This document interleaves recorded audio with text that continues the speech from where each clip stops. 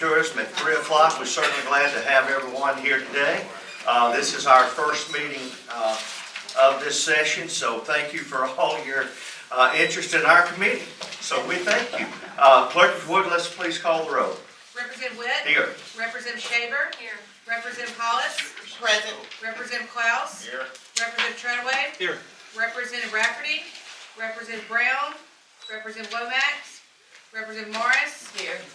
Representative Holt Jones? Here. Representative Robertson? Representative Barnes? You have quorum. All right, thank you. Since this is our first meeting of the session, each time I always like to go over the rules of the committee to allow, and that's one of those. But just to let you know what the committee, what to expect out of the committee, and also what our members. So, you know, we ask that as committee members that we always will read our legislation prior to the meeting to familiarize ourselves with the agenda. Committee members will be acknowledged by the chair to ask questions, make comments, address bill sponsors, or have conversations with individuals that are speaking during public hearings. Public hearings will be limited to 10 total speakers. Each speaker will be limited to 2 minutes. It is up to the chair to identify those approved to speak at the public hearing. If a committee member feels strongly in favor of a speaker and would like one to speak, please let me know prior to. Bill substitution amendments are asked to be provided to the committee members at least 24 hours to the committee meetings. I know that's not always applicable or ability to do that, but let's try to make our amendments available to all the members well in advance of the committee meeting. The chair shall take a recorded vote on any motion if requested prior to the call of the question by a committee member. The request for recorded vote must be sustained by a fellow committee member. Bills may be assigned and can be assigned to a subcommittee for further research and study. Order and decorum will be maintained in committee meetings and hearings, including periods before and after each committee meeting. And I ask that you please silence your cell phones during our meeting here today, so thank you. With that, we will go ahead and get started. We're going to go out of order because we do have a public hearing today on HB 61. So with that being said, we will get started with SB 12 by our friend Senator Gutcher. Floor is yours. Thank you, Mr. Chairman.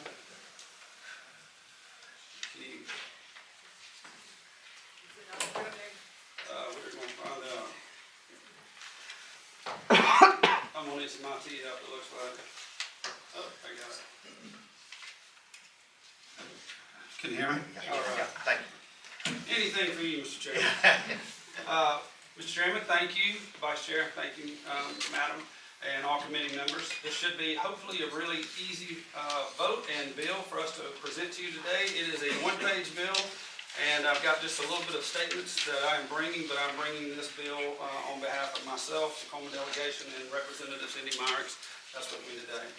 But we have a few basic duties as legislators. One of them is to represent the voices of the citizens of each of us that swore an oath to serve.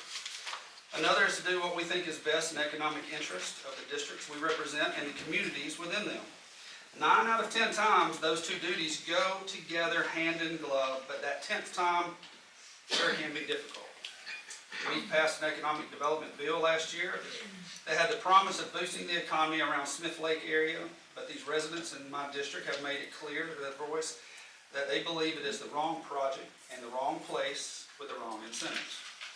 It is my job as state senator to stand tall for my constituents' beliefs and desires, so as their voice here in Montgomery, I am asking that you vote yes today as a repeal of that project with the legislation that I presented last year.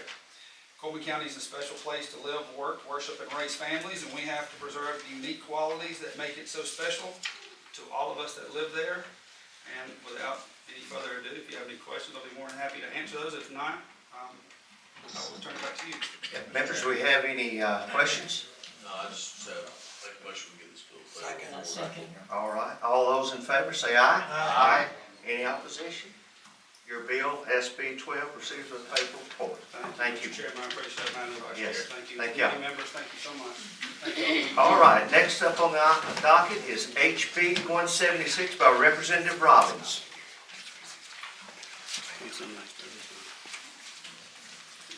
Representative Robbins, you are recognized, my friend. Thank you, Chairman. Thank you, committee. This bill deals with foundry sand and the use of foundry sand. Currently, under the Alabama Department of Environmental Management's rules, all foundry waste is treated the same. However, in some states, they treat foundry sand separately than foundry waste and allow for more beneficial uses of that sand. Currently, foundries are having to dump their used sand into landfills and having to pay higher rates of dumping. This would allow that sand to have more of a beneficial use where they can at least give it away for free to someone that wants to fill in holes or as a road base. So this bill, that's what it simply does. It allows for kind of a reclassification of foundry sand, separate and apart from all of foundry waste. And I think Representative Robertson has an amendment. Do you want us to take that up now, Chairman, or? Yes, at that time. Go ahead. Go ahead, that's right. Representative Robbins? Yes, the amendment would replace line 108 on page 4 with the following. Used for any of the following.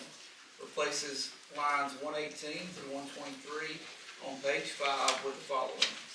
G, other uses that provide a functional benefit are substitutes for the use of virgin material that must be otherwise obtained.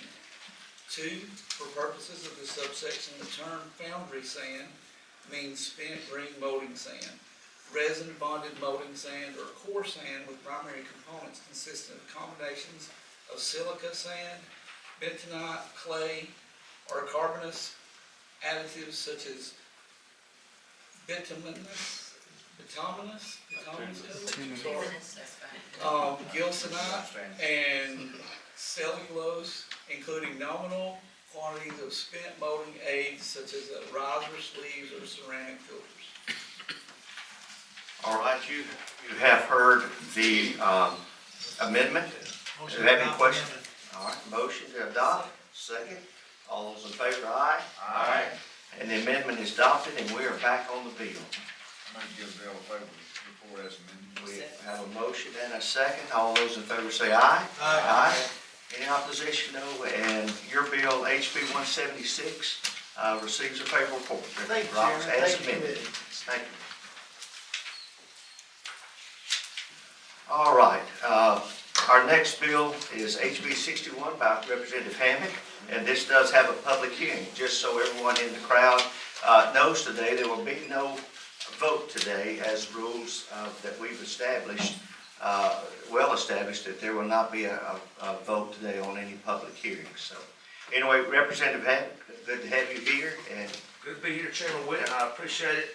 Committee members, House Bill 61 is a constitutional amendment of the state of Alabama concerning Coveney County that would allow the people of Coveney County on the November general election ballot to vote to ban all Class 6 carbon capture sequestration injection wells.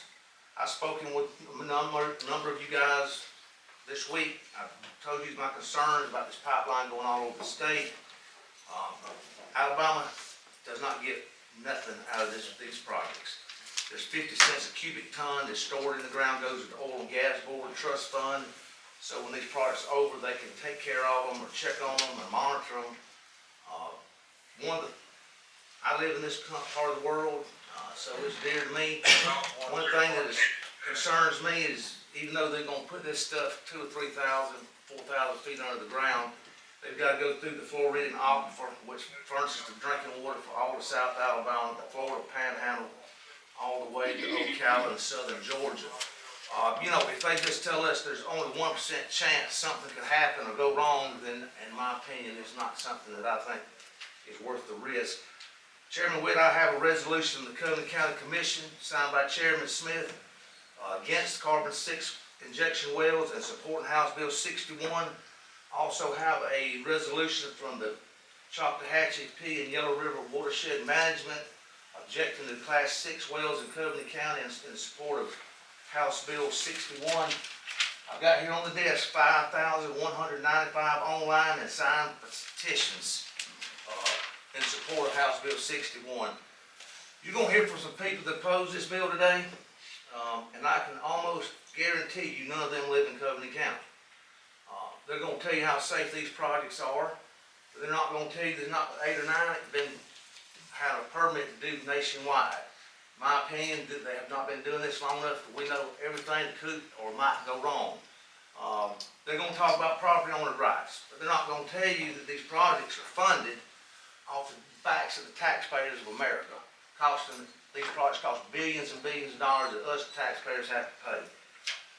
This bill lets people come to the county decide what's best. The people that do want these projects to come in have between here and election time in November to convince the people that they're wrong.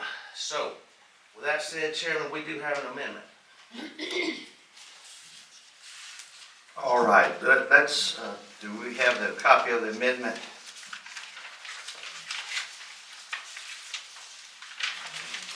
Let's do this. We do not have a copy of the amendment, but I will, if we'll hold up, what I'd like to do is go ahead and let's do the public hearing. I will bring you back up and let our members ask questions at that time to close us out, and then we will go from there. Do you want a copy? I'll get a copy if you'll give me a copy from the clerk.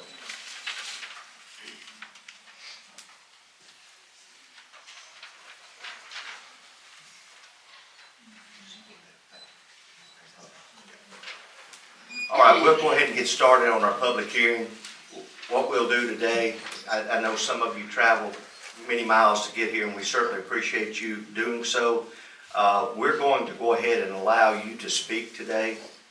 You will be limited to 2 minutes for opposition and supporters of the project, okay? We understand your passion, and we certainly want to hear from both sides of the issue. So if you have signed up, then you will be allowed to speak. We're not going to go and stick to the rule of 5 and 5, okay? So clerk, if you will, please call the first name. Blaine Wilson. Mr. Wilson, glad to have you. Thank you, Mr. Witt, Chairman Witt, and all the members of this committee. I'm from Covington County on the local radio station, and this is one of the biggest stories in 18 years of my ownership. It's a huge issue in our community. I just want to start out by saying that injecting carbon into our soil, freshwater aquifer, and even our ocean floor is a scam. Carbon sequestration is a scam. It's part of climate ideology, and it should not be in the law of this state or anywhere in the United States. It certainly should not be the work of a Republican supermajority. There are so many things that residents want to see legislators get done in this state and nation. Everything ranging from property tax relief, affordable health care, law and order, and addressing voter fraud. Please don't indulge the left with carbon sequestration legislation. It is a scam. Alabamians want our legislators to be true public servants who focus on and do not prostitute their principles and stand against and protect the rights of their citizens. Landowner rights. Mr. Hammond spoke about landowner rights. Does a poultry or cattle farmer with maybe a few acres adjoining big timber companies like Rayonier, John Hancock, not have the same landowner rights as well? Their investments matter just as much or more than big corporate timber operations who pay almost nothing in property tax, currently used property taxes, versus a farmer and a homeowner paying small acreage poultry and cattle farming families who have business personal property taxes and homestead with no abatements from the Alabama Department of Revenue, local economic development, or tax credits from state and federal government propping up carbon storage or sequestration, along with high-risk pipelines with highly toxic and corrosive carbon waste. If I can have that,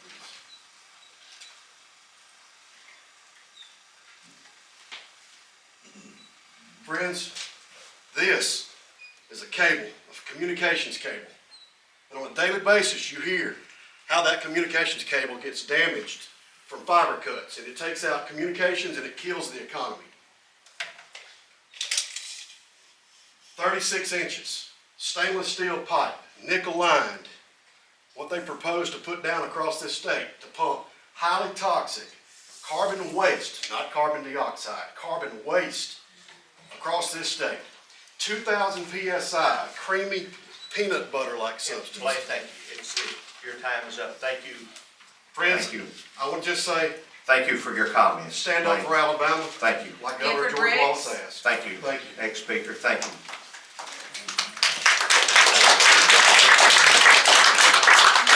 The floor is yours, sir. Thank you. Yes, sir. Thank you, Chair, Madam Chair, members of the committee, for the opportunity to speak to you today. My name is Gifford Briggs. I'm the Gulf Coast Region Director for the American Petroleum Institute, or better known as API. Founded in 1919, API is the National Trade Association for the oil and natural gas industry, representing hundreds of companies that produce, transport, and refine energy resources. Over the decades, we have developed over 800 globally accepted technical standards that promote safety, efficiency, and environmental protection, including guidelines for emerging technologies like carbon capture and sequestration, or CCS. Let me provide some quick background on CCS. The technology captures carbon dioxide emissions from industrial sources, transports it via pipelines, and stores it securely underground in geologic formations. Its roots trace back to the 1920s with CO2 separation for natural gas processing, and has gained momentum in the 1970s for enhanced oil recovery. More recently, President Trump announced and indicated his support for carbon capture and storage technology with a statement released by the White House last year on Earth Day. In Alabama, the state's geology offers excellent potential for CCS, with saline formations and depleted reservoirs that are ideal for storage. Projects like Plant Berry in South Alabama have successfully captured and stored CO2 from a coal-fired power plant. Ongoing efforts in the state aim to capture millions of tons annually, creating jobs and boosting the economy, and potentially 770 construction positions and over $600 million in regional impact for the projects that we know about today. Plainly, this translates to more jobs and economic growth in Alabama. And you only need to look west to Louisiana to see the potential for CCS, with over $70 billion in announced projects that involve CCS so far. However, policies that introduce uncertainty, like House Bill 61's proposed ban on underground storage in Covington County, could limit this progress and slow opportunities for growth. When industry consider investing millions or billions of dollars in infrastructure, regulatory uncertainty and unpredictability are essential. Regulatory certainty and predictability are essential. Time. That was very quick. Thank you very much for your time today. Thank you for your time. Welcome. Mayor, thank you very much for allowing me to speak today. This project poses a disproportionate risk and burden on the people of Covington County. You just heard talk about how this could potentially lead to an economic boost for all of Alabama. Maybe it will, maybe it won't. But what it will not do is provide anything other than risk to Covington County. Covington County is looking at taking the entire risk of a project that is not even on the scale of what is in operation today. So the largest plant that I've been able to find that is actually in operation, and it's a straight sequestration plant, is about 3 million metric tons a year. This proposal is for 30 million metric tons a year. That's over 10 times the size of anything we've seen so far. While this has been going on for years, there are still kinks in every single plant that's out there right now. Those kinks haven't been ironed out at a small scale. And here we're going to take this and we're going to multiply it by 10 and assume that that scale is not going to create even bigger problems for the area. This is an area that depends largely on tourism. And Florala itself is a gorgeous town, and you have a lot of people here from Florala. They have a beautiful lake, and that brings in a lot of tourism, and that is what is keeping that town afloat right now. I will tell you right now, the slogan, Florala, welcome to the home of the world's largest CO2 dump, is not a catching phrase. It's not something that's going to build that area up. What this project will provide for this area is 20 full-time jobs. That's hardly a drop in the bucket compared to what it will cost this area. Thank you. Thank you. Thank you. Tom Saunders. Mr. Saunders, you are recognized. Thank you, Mr. Chairman, members of the committee. I'm Tom Saunders, I'm General Counsel for the Alabama Forestry Association. The the Forestry Association is opposed to this bill mainly because of its intrusion on private property rights. If we're going to start excluding specific industries on a county-by-county basis, we've wandered into uncharted waters. One of the previous speakers obviously doesn't seem to care for the timber industry, doesn't think we generate much impact in the state. I think you'd be surprised to know that we're a $36 billion impact on the state of Alabama. And anything that we can do to enhance the value of our landowners, our timber landowners, we ought to be looking at.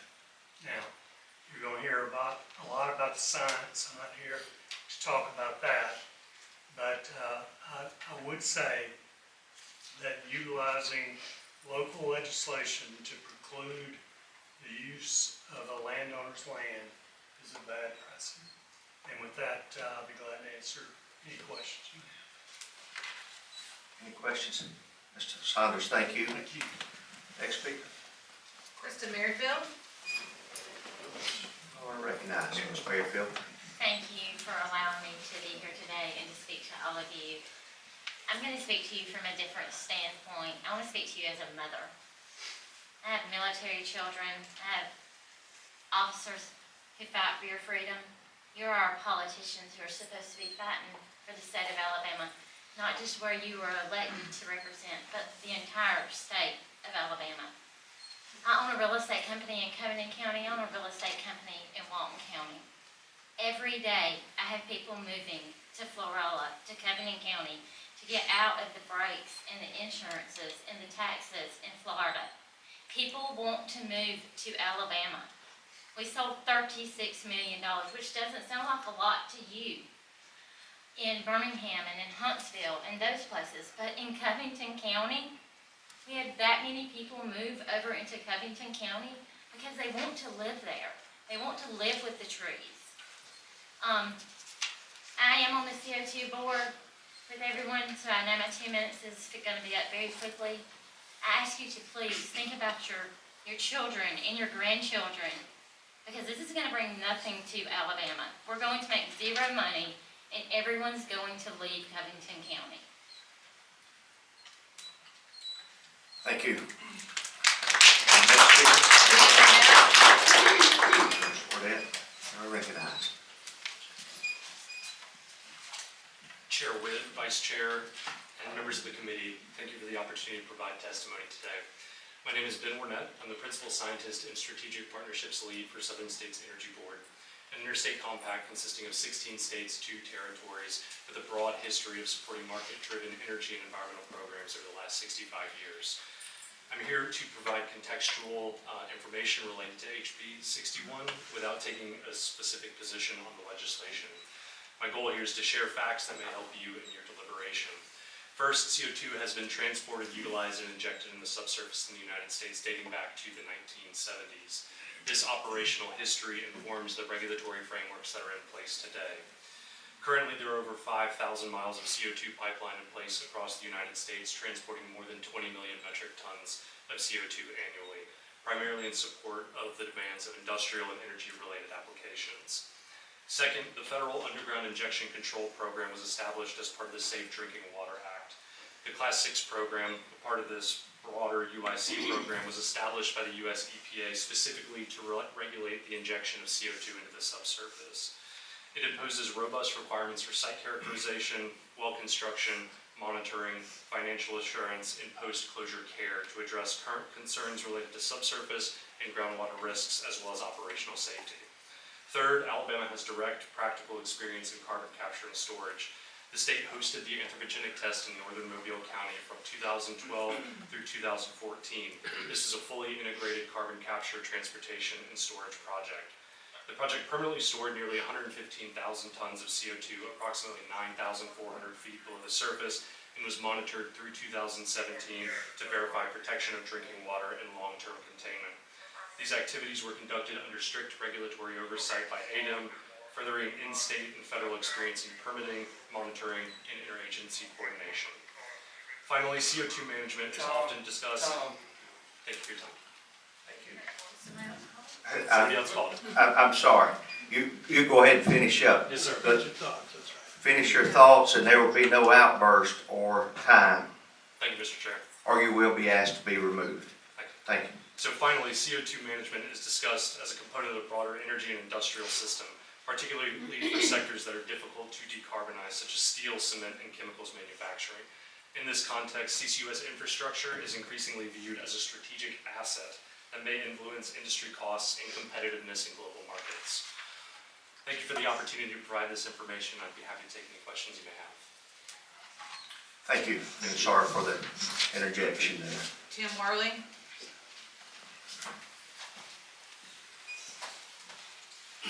Good afternoon, committee, chairman. Thank you. My name's Tim Worley. I've lived in Covington County for 7 years, my whole life.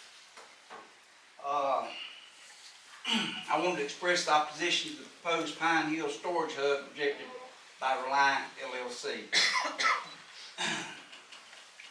I ain't got a lot of time. I got 3 pages and I ain't got a lot of time to put it all out there. So what I want to do is tell you the risk that it involves when something like this is put in place.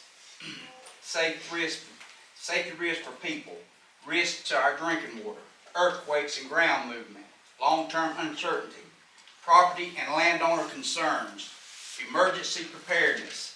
All we have is, other than Ock Fire Department and the Andalusia Fire Department, we have volunteer fire departments. Nobody's trained for, if something goes wrong, to handle these situations. Cost to the community. Is this cost going to take away from our roads, our schools, and the water systems, and any renewable energy projects? Fairness and community voice. CCS sites are often placed near rural or lower income communities. Residents may feel decisions are made without local input. Communities deserve transparent information and a real voice before approval. Does anybody recall the leak in Mississippi in 2020, February 22nd in 2020? That's when COVID was going on. Nobody really heard of that, but it happened. It put 300, they had to evacuate 300 people and put 45 people in the hospital. My closing message, discussion has centered on this serious and lasting implications of the responsibility of government to ensure that such activities are conducted with appropriate oversight, transparency, and public consent. Sir, thank you for your time. Charlotte Williamson.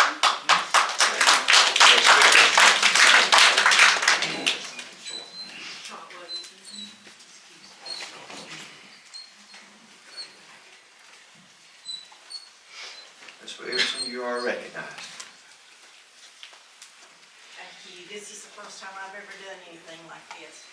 I live in Covington County. I am a certified residential real property appraiser for the last 30 years. I have the state of Alabama license. I live right at the beginning where all this, in Covington County, where all this is going to start. And I know what it's going to do to property values. We're all lower, most of us are lower income people, and we don't need to lose what we've worked our whole life for if we go to sell our property. We want a fair market value for it. And if somebody comes in to buy property, or somebody wants to sell their property, in an appraisal, it has to be disclosed about this pipeline. And the realtors have to disclose it. So if you've got somebody from somewhere else, and they want to buy property anywhere in the state of Alabama, if there's something like this, they're supposed to disclose it. There goes our property values. There goes our revenue values, our taxes. You won't be paying taxes, so your county is going to suffer. Everybody's going to suffer if this pipeline comes through the whole state of Alabama and in Covington County and Florida. So, I don't know about y'all, I'm just fixing to retire, And what I work for, I don't want to lose. And that's what's going to happen if this comes in.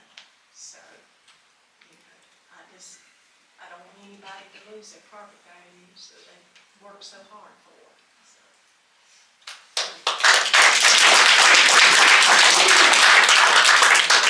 Anthony Hall.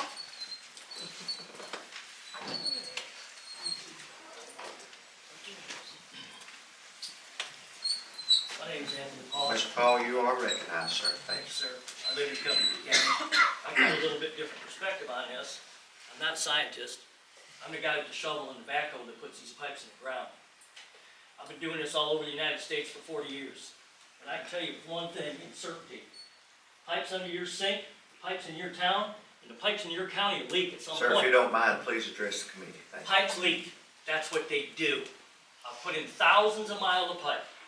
Natural gas, sour gas, oil, water, sewer, and they will leak. A little bit, a lot, or catastrophic and go.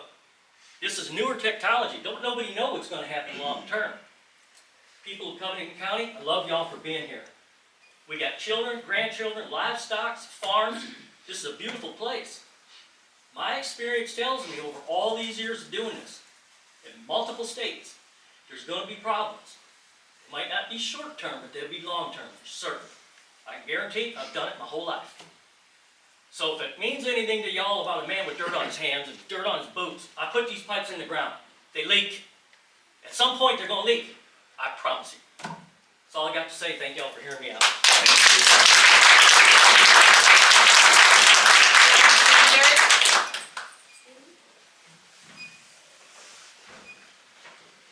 Sanders, you are recognized. You have the floor.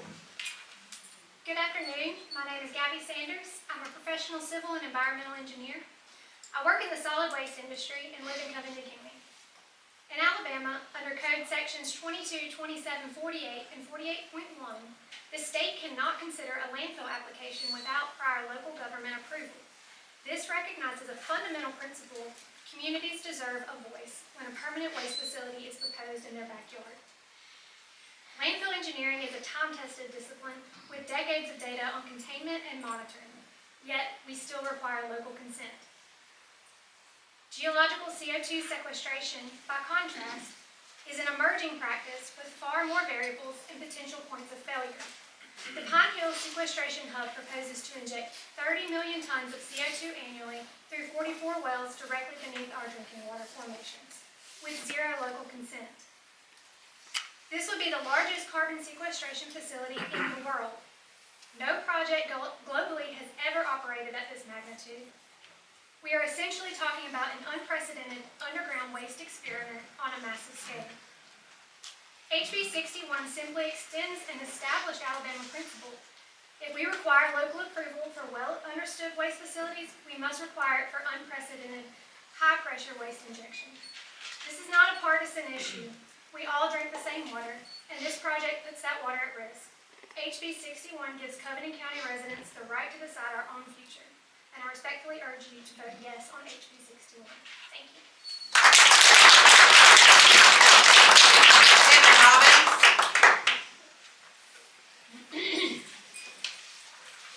Ms. Robbins, you're recognized. Thank you. Thank you, Mr. Chairman, Vice Chairman, Committee. Thank you for my 2 minutes to speak here and allowing me to do that. First of all, I am Evan Robbins. I'm Councilman for District 5 in the City of Florilla. The entire council and the mayor is here today. We drove 100 miles from Florilla to be here. And I speak on behalf of them when I say we ask you to please support this bill and the amendment. We are in favor of that, and we ask you to do that. I also have a letter from a concerned citizen that couldn't be here, and she asked me to read it, so I'll be reading on her behalf. Greetings, honorable committee members. I am Gail Robbins. For the love of money is the root of all kinds of evil, highlighting that an unhealthy craving for wealth, not money itself, leads to harmful actions like greed, conceit, and can cause immense grief. A paraphrase of 1 Timothy chapter 6, verse 10. Timothy wrote this to help us shun from wandering from the faith and causing ourselves grief because we crave wealth. I personally put the Pine Hill CO2 waste dump into the category of causing grief. I do not know it will cause me and other residents of Covington County immense, I do know it will cause me and other residents of Covington County immense grief. Why do you open a business? To make money, to pay for daily business and living expenses. If you are a good steward of your finances, of course wealth can become a benefit. That's the American way. Business owners are responsible for any harmful effects their business contributes to the health and well-being of others, such as harmful effects of CO2, which causes confusion, rapid breathing, increased heart rate, and even coma or death due to oxygen asphyxiation. Globally, excess atmospheric CO2 drives climate change and warming, impacting ecosystems. I'm a mother and grandmother. Rayonier Forest surrounds my home and property. It is where my husband grew up and lived the majority of his life until 88 days ago. At my death, it will belong to our 2 daughters and their heirs, my grandchildren. A CO2. Thank you. Diane Mock.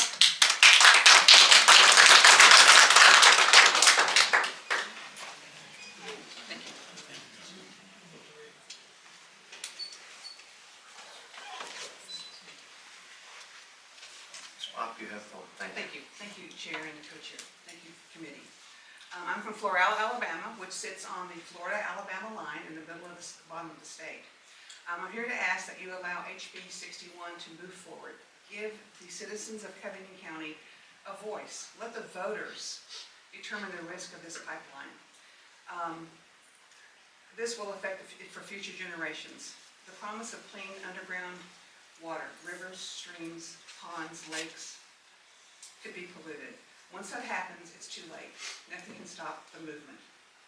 People outside of Covington County and the state are wanting to impose a risk on the occupants of Covington County by bringing in 44 CO2 storage wells, sending sludge some 200 miles from the northern part of the state down to southern Alabama. What could possibly go wrong? The long-term carbon capture and storage containment is questionable. There have been leaks and ruptures in other wells in other states. The people of Reliant and Rainier involved in this don't live in the area, have little interest in the water, land, and air. Let the folks of Covington County have a voice. What's the old saying? If it sounds too good to be true, it probably is. Thank you.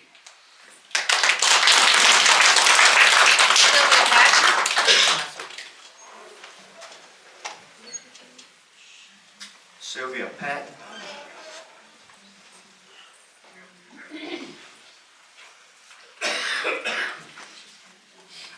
Ms. Patton, you're recognized. Okay. Good evening, Chair and committee members. My name is Sylvia Patton. I am a city council member for District 1. I am also a mother, a long-time resident of Florella all my life, 65 years in Florella, Alabama. And basically, I have no speech. I basically want to talk about a little history about Florella. Florella has the largest natural lake in the state of Alabama. We have the largest natural lake in the state of Alabama. They're going to drill down so many feet down below our water line. And like the other gentleman said, every pipe leak. I got a leaking pipe at my house right now. And if we could just please, please, please give us that bill that Representative Hammond wants us to do that, what is it, HB 61 bill, so that the citizens of Florella can vote on whether or not we want that there. I don't want it there, and most of my constituents don't want it there. A lot of business members told me if it's coming, they leaving. A lot of business members. And we have less than 2,000 people in Florella. And beautiful community, a lot of natural resources. We want to keep it. We want to keep it, and we want to keep it clean. So please, if y'all would, please, let's get this bill so that we the citizens can vote on whether or not we want that to come into our community. Thank you. Representative Hammond, if you would come back to the podium, and we will take questions from the committee. That's okay. I have a few questions. Yes, sir. If it's okay, I will go ahead and get started. You do have a resolution that is signed by Covington County in support of your legislation. Yes, sir, I do. Okay.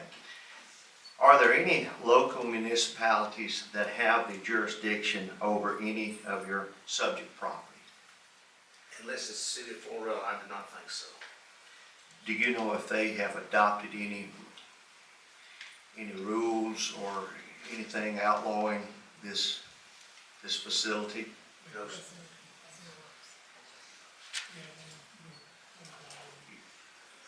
So does Florala have any? Can the mayor answer? Yes, the We mayor. have one that we're gonna adopt at our next council meeting. And you do have some property, the property lies within inside. Yes, sir. It's on the Okay. outskirts on 331. Okay. Do you know of any other state that has outlawed these bans on CO2 underground storage? I do not. I don't know that there is. I will check, and we'll need to do that. Let us talk to the bill sponsor, okay? Thank you, I appreciate it.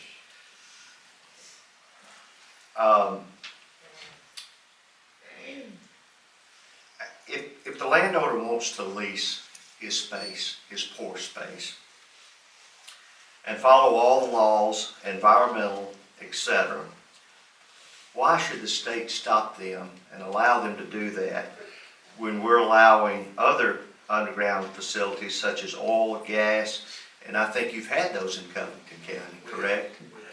So why would we step in now with oil and gas and wastewater injections when we've allowed those for decades? Why are we singling out this? Well, this? I would answer that the state is getting money off of the oil and gas taxes, and we're not getting anything off of this except risk. Okay. Now, that's my opinion, Chairman. Yes. Okay, thank you. Members, do you have any other questions? Yeah. I had Representative Shaver first. Vice Chair Shaver. Representative Hammond, Yes, ma'am. are you aware of any regulations that we have in the state of Alabama that would cover these wells, like similar to the oil and gas? that we Right have? now, we voted in '24 to put the supremacy of the Oil and Gas Board in Tuscaloosa over these projects. As of right now, they have not got up to the EPA standards. So I do not, if this project got approval from the EPA right now, there would be no oversight from any agency in the state until the Oil and Gas Board gets supremacy. Representative Hollis. I have a couple of questions. One I think was answered because I wanted to know the risk of if this was to happen. Two, so this has not started yet. This is a project in the making, or is it? As of right now, they have filed for their Class 6 permit with EPA, and they've been turned down one time, what I've been told. And who's motivating this? Reliant is the ones that are doing the Pine Hills sub-project. What is? The name of the project is Pine Hills Storage Hub. That's the name of it, and Reliant is the corporation that owns it. Okay, and what are some of the risks, again, that if this was to happen and with the storage? I'll give you an example of what happened with the pipeline rupture. The one that you heard about in Mississippi was not CO2 waste off of plants. It was CO2, pure CO2 being transported to oil fields to help get oil out of the ground. It wasn't what they're talking about bringing here. And when it busted, it ruptured, there was 45 people had to be hospitalized. 3 guys were going through there, they went through the smoke, the car shut off and they passed out. And the EMA guys hadn't been there, they died. So why, I guess I'm trying to understand the purpose of the storage, and I guess I'm just trying to understand why. It's a government thing that was started in 2010. EPA gave permission to do these Class 6 wells. They're gonna get 85, if I understand this right, for every cubic ton they store, it's $85 a ton. When the trees have been cleaning the CO2 up for thousands of years. This is just a money grab using the taxpayer dollars, in my opinion. Okay. And let me say this. if we're not getting any gain and we're getting all the risk, I mean, that's my point. I mean, the state's not getting anything and Covington County sure is. Representative Klaus, you recognize. Representative Hammond, since this reservoir, proposed reservoir is pretty close to the state line, is part of this going into Florida? No. It's not? Florida will not let this go. Governor DeSantis is very opposed to it. You know, so I mean, I don't think they have a chance to get the great guys. And let me say this, I have no idea how much land Rayonier owns in the state, across the line. I don't know if there's enough land to be valuable to do it. Representative Shea. So did Reliant buy this property, or they're leasing with property owners? They're leasing the property from Rayonier Timber Company. Okay. And do They're they, leasing the pore space. and do they get any carbon tax credits in addition to the fees that they're? I don't know, they do trade carbon credits on the Chicago Mercantile Exchange, That's so right, I isn't don't know who will be swapping credits or Yeah. money or any of that. Thank you. I would say it is possible. You know, we talked briefly about Covington County. I'm sorry, Representative Morris, I'll get you. But we talked briefly just about Covington County just a minute ago, and obviously they don't have any zoning No, sir. authority whatsoever outside of that. But they do have an opportunity to stop this, correct? If they adopted home rule in Covington County? That could be an option. So my, you know, Let me explain why this bill is here. When I had this talk with leadership, and I told them what the problem was, and I got with LSA, and this is what we came up with. Okay. Because we thought, just, everybody wants, there's gonna be opposition, wanting this to go in because of the amount of money that's gonna transpire. But like I said in my first talk, I mean, November election, they've got a long time to convince people this is a good idea. So this is why we came up with this. Now, I'm not saying there's other things we can't do, and I'll be glad to talk to you after the meeting about that. Thank you. Representative Morris? I don't have a question, just more of a statement. When I first came in, I saw people standing in the hallway. And I just wanted to say that, this is how you get things done, talking to the community. You show up and you make your voices heard. So just wanted to say thank you all for showing up.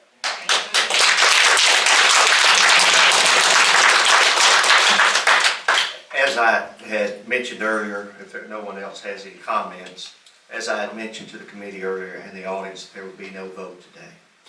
Obviously, we know that this is a very passionate on both sides, and that's right. Yeah. So we know that it's very passionate on both sides. So with that, I do think that we need to study this more. I think us as a committee need to study what's going on, the pros and cons. My thought has always been when passion and fear drive policy, and instead of facts and private property rights, they're the first ones to go. And I have always, valued common sense and fairness, and we shouldn't abandon those principles for reactionary decisions. So I do think that we need to send this members to a subcommittee for further study. And at this time, I will appoint Representative James Lomax to chair that committee, along with Representative Hollis and Representative Treadaway, that will serve on our subcommittee to study this issue further. So, Representative Hammond, thank you, and let me say this to you. Senator Gudger was in here earlier. Yes. And he listened to his constituency, and he worked very hard on this bill, his bill. Yes. And just like you have done. You and I've had multiple conversations. We have, you've been to my office, we've stayed late on the floor, etc. So the citizens of Covington County can say they have a fighter in you as a state representative. Well, they're the ones that hired me, so. And I do appreciate that, and I do appreciate your passion. And I do thank each of you for traveling up today. So with that, our meeting is adjourned today. We'll wait on the amendment. Thank you. Thank you. Hey.